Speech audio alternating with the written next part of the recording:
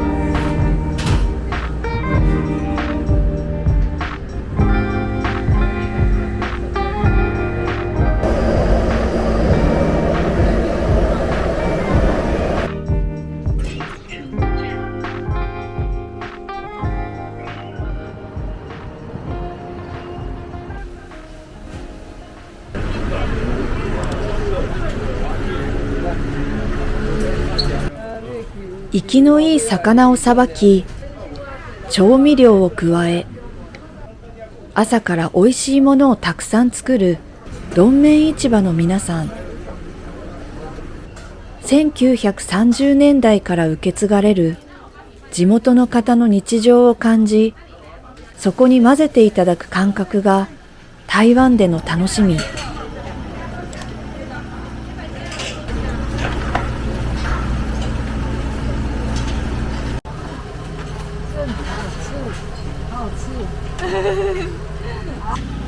最近すっかりハマっているビーフンのスープ、ビーフェンタンをいただきます。席に着くと必看板メニューの白いスープに浸ったビーフンが、テーブルの調味料、辛み、甘み、ニンニク醤油でいただきます。びっくりするほど奥深い豚骨ベースの美味しいスープに柔らかいビーフンがよく合います。自分で味を調節して食べるのも楽しい。隣のおばあちゃんは何もかけずに真っ白なビーフンとハツらしきものを食べていらっしゃいました。さまざまな臓物を扱うお店、こちらの臓物にも美味しいスープが染み渡ります。真的好吃。谢谢，谢谢，拜拜。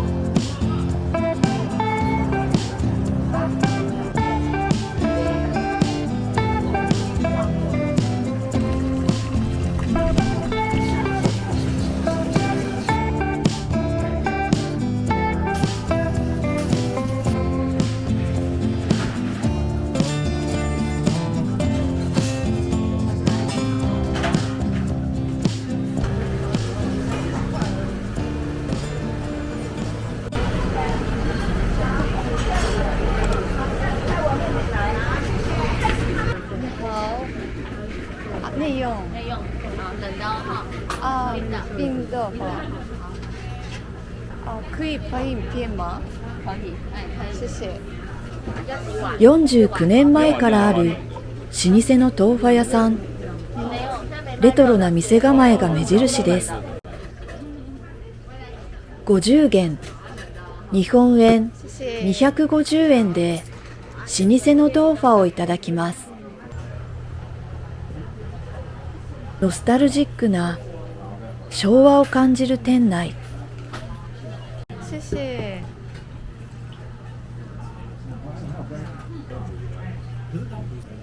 銀色のボウルになみなみと入った冷たい豆腐。黒糖の風味をしっかりと感じる甘めのシロップに滑らかな豆腐が使っています。ゆでピーナッツの柔らかさも豆腐の滑らかさを邪魔しない最高のコンビネーション。朝から市場でこんなに美味しい豆腐が食べられるのは幸せです。美味しくてシロップとともにどんどんと食べてしまいました。美味しい豆腐ごちそうさまでした。谢谢。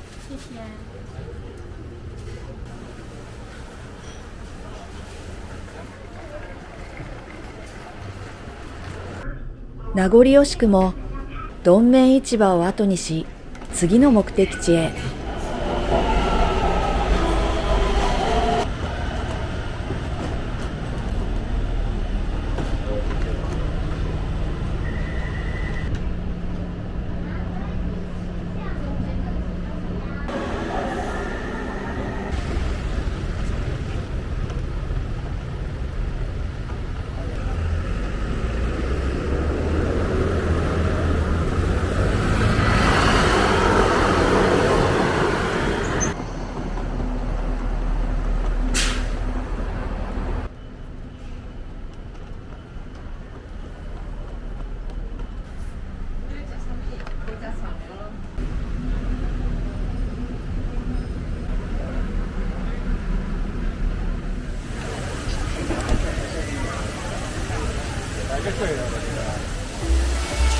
呼ばれるようにやってきた台北最古の寺院ロンシャンスー。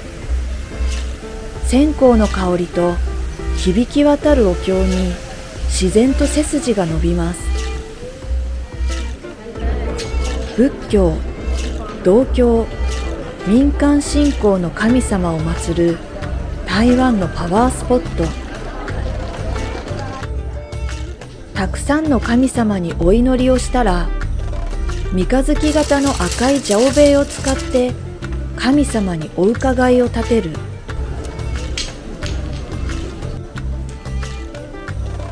番号の中に入ったおみくじを引いて、窓口に行くとその意味を教えてくださいます。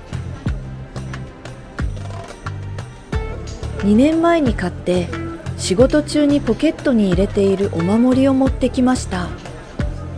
お祈りして線香に3回回してご利益を。神聖な気持ちになり、また頑張れそうです。